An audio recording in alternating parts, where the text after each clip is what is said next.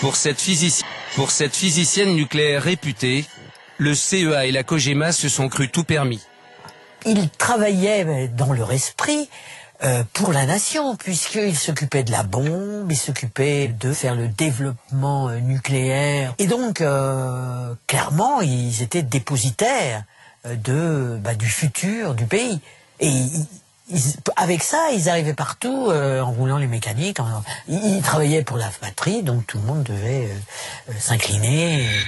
Cet ingénieur spécialiste de la radioprotection a travaillé pour le commissariat à l'énergie atomique.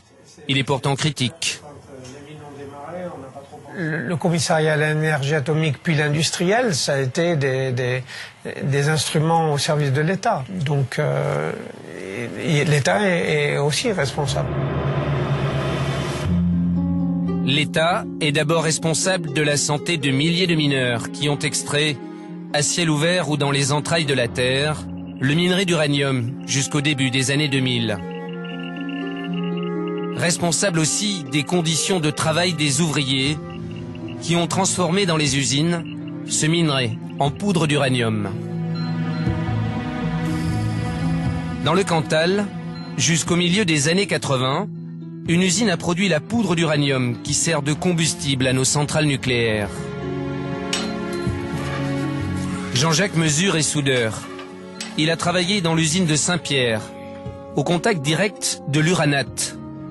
Cette poudre jaune, ce concentré d'uranium. Il y en avait plus ou moins partout, c'était quand même assez volatile, donc nous quand on déposait des vieilles tuyauteries, n'importe quoi, il y en avait dessus. Et bien sûr, on n'avait pas de masque, on n'avait rien. Bon. Mais j'ai vu pire que ça. J'ai vu des trucs aussi que bon, des fois on faisait le poste, on arrivait à 5 heures du matin, il y avait, comment dirais-je, un tapis où c'est que l'uranate, ils appelaient ça l'uranate, donc qui arrivait dessus, ça s'est coulé, et à la sortie de ce tapis, ça s'était bouché. On arrivait, tout ça, oh, ça déborde, ça déborde. Les gars, oh, ils regardaient, il y avait un tas comme ça sur les passerelles. Et bien comment on faisait? Et ça, c'était de Oui, l'uranium? oui, c'était de l'uranium, de l'uranate, oui. Et ben, qu'est-ce qui se passait? C'était un coup de lance à incendie, et puis terminé. C'était lavé, ça coulait à travers les passerelles, ça tombait par terre. À 150 km de là, en Haute-Vienne, une quarantaine de mines d'uranium ont été exploitées jusqu'au milieu des années 90. Pendant 14 ans, cet homme a travaillé dans l'une d'entre elles. Avant qu'il ne perde l'usage de la parole, la CRIRAD a recueilli son témoignage il y a 4 ans. Gilbert Mougnot nous amène à l'entrée du puits qu'il empruntait tous les jours pour aller au fond de la mine. Où est-on exactement? On se trouve devant l'ancien puits de Fanny, siège de Fanny. Où j'ai passé 14 ans de ma vie. La mine a fermé en 1991. 5 ans plus tard, l'ancien mineur a développé un cancer du larynx. À 50 ans, il est toujours en vie. Ce n'est pas le cas de beaucoup de ses anciens collègues. Plus j'avance dans l'âge, 50 ans, on regarde derrière, des cancers, il y en a partout. Mais j'ai remarqué que dans les anciens collègues, plus j'y vais, c'est une hécatombe. 40, 42, 47, 46. Le dernier, c'est au mois de novembre, 47 ans. Pas mal.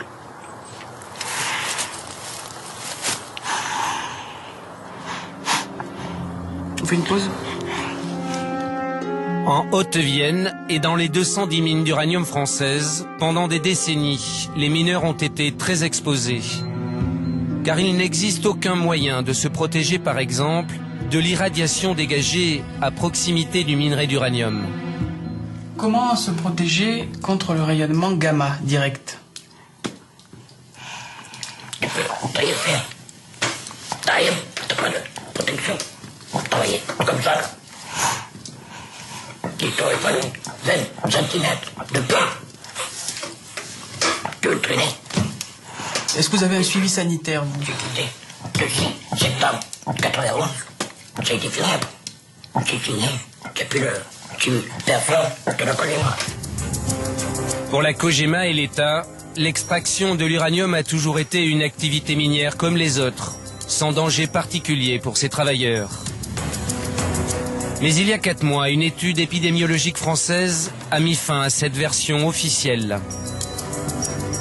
Plus de 5000 mineurs ont été suivis pendant plus de 30 ans et les conclusions sont claires. Les travailleurs de l'uranium meurent plus que le reste de la population de cancer. Presque 1,5 fois plus de cancer du poumon, presque 2 fois plus de cancer du rein.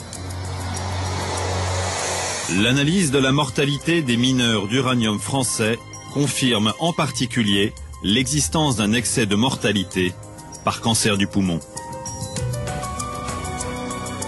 L'analyse indique également un excès de mortalité par cancer du rein. Ce constat n'est pas celui d'un organisme militant.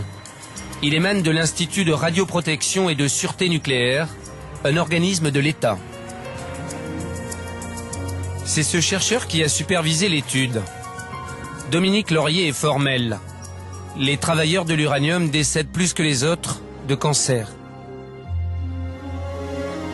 On voit en effet apparaître certains types de pathologies, en particulier les cancers, et le résultat principal, eh bien, c'est une augmentation de la fréquence des cancers du poumon à l'intérieur de cette population. Chez les mineurs, ces cancers du poumon sont surtout provoqués par le radon, un gaz très toxique dégagé par le minerai d'uranium.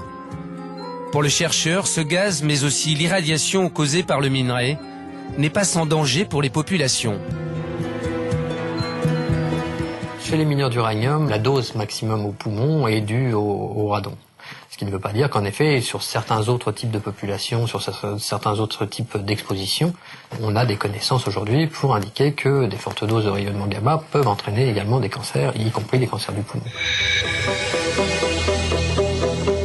À Gueugnon, quels sont les risques pour la population au contact des matières radioactives abandonnées dans la ville?